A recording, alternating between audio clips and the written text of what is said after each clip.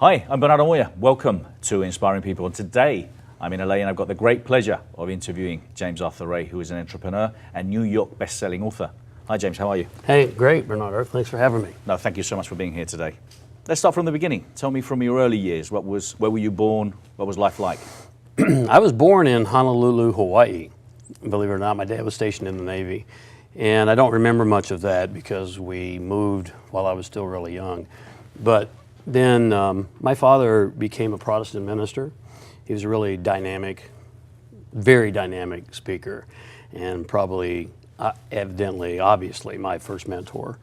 And he was somewhat overbearing as well. So I grew up a very insecure, introverted. I'm still an introvert, you know, but I was introverted and insecure, and he was this larger-than-life hero to me, and I really felt kind of like a zero. And so that drove me to really begin to study. So did you enjoy school? No. No? No, I didn't do very well in school. No. I've always wanted to contribute. I've always wanted to do something meaningful. I got my first job when I was 6 years old, believe it or not, selling grit newspaper on the corner on weekends, which I think the term grit is interesting because I've had to develop a lot of it. Yeah. But no, not so great in school, average. And so from those early years, who would you say that inspired you? Was it your father? Primarily Dad until I got into business. You know, he had a very much of a control over me. He groomed me to go into the ministry, and when I got at a certain age, I was like, that's not what I really want to do. So I got into business. I worked with AT&T for a lot of years. Was that your first real job? It was. Yeah. It was. I got into sales at AT&T, and I did really well there, and they promoted me on my second-year anniversary to a sales trainer, and that's where I met my first real business mentor. His name was Ron. He was my boss, and he had a huge impact on me because my leadership style, all I had seen growing up was do as I say, kind of the command and control, positional power type of leadership. And that doesn't work real well, particularly with millennials nowadays, right? And from what I gather in those early years, Steve Arcovy was a big influence in 7 Habits.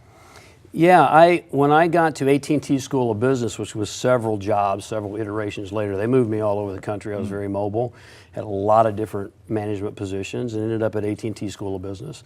And my job there was to coach and to consult with C-suite executives. The Covey Leadership Institute brought in the 7 Habits, and we private labeled that within side of AT&T School of Business, and I was in charge of delivering that material. And then fast forward, I don't know how many years, you tell me, The Secret came along. How did that work out? We shot that in 2005. Yeah.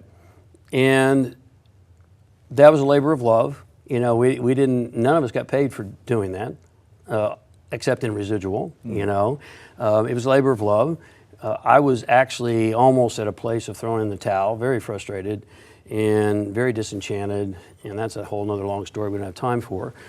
But I shot that, and then in 2006 it hit, and it hit big. And up to that time, I had been living credit card to credit card, literally. I mean, there was a 10-year span, talking about entrepreneurship, 10-year span I didn't take a salary. And this is why you're saying you were disenchanted with obviously how hard you had to work. Yeah, I was just like, you know, why is it so difficult? I know that what I'm sharing is valuable. Yeah. I know I'm using my gifts. I really believe that God or the universe or whatever you want to call it has a purpose for me, and I think I'm in alignment with that, so why is it so damn hard? And I was really frustrated. And then in 2006, it was like, wham. You know, it opened up, and then there was Oprah, and then there was Larry King, and then there was the Today Show, and I mean, there was a long period of time there, as you're probably aware. I was on the Today Show once a month, and it just really catapulted my message to a much larger audience. It was interesting, though, because the law of attraction was about that much of what I did in total, but certainly that was a doorway that I'm grateful for. So share about 2009. So it was one of your events, and tell us. I had a 5-day event in Sedona, Arizona. It was called Spiritual Warrior, and it was all about, you know, what psychology tells us Bernardo, is that the years between 0 and 13, birth and 13, are formative years. And that's where our core level values, beliefs, assumptions, perceptions of the world are conditioned into us. And according to Dr. Morris Massey's work, after 13, it kind of locks in and very rarely changes for the balance of our lives. So what that means is that you and I are interacting with people every single day who are, appear to be 20, 30, 40, 50, 60, whatever, but they're literally 13 years old inside, which is kind of scary when you think about it. So this 5-day event was all about going a deep dive back into those life experiences that we tend to keep suppressed and bringing them up into the light of consciousness, awareness, and dealing with them and finding the gift. Because there is a gift. We tend to frame things as either good or bad, right or wrong, but the reality is it's both. And we just look at it from one-sided perspective. And so I spent 5 days with these individuals, and at the end of that very intense 5 days, we had a little experiential event called a sweat lodge. And unfortunately, something went horribly wrong in the lodge. And to this day, we're not really sure because a lot of due diligence was not done around that by the state of Arizona. But nonetheless, 3 people lost their lives. And they were 3 people that I deeply cared about.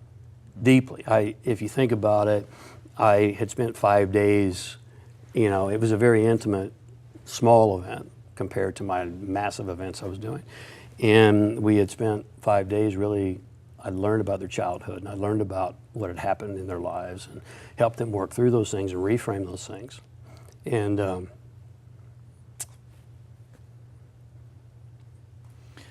yeah.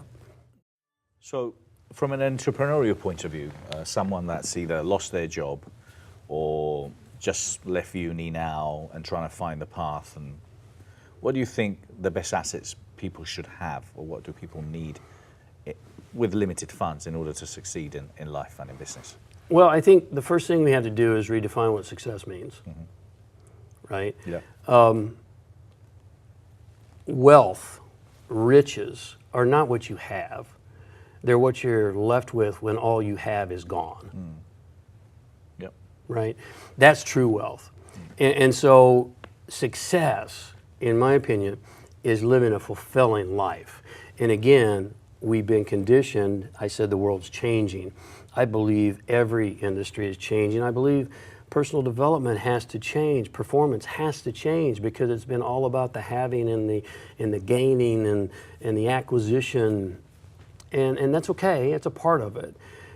But what we all want deep down inside is purpose. We're a purpose-seeking device. I've been really blessed to work with over 1 million people in 143 different countries around the world.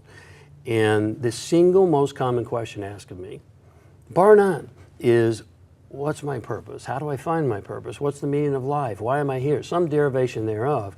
And so I think the first step, long answer to your question, is that we have to redefine what success means, and it's not in the traditional Western viewpoint that has brought us to here. Let's be grateful for what has brought us to here, but the success of yesterday is not going to guarantee the success of tomorrow.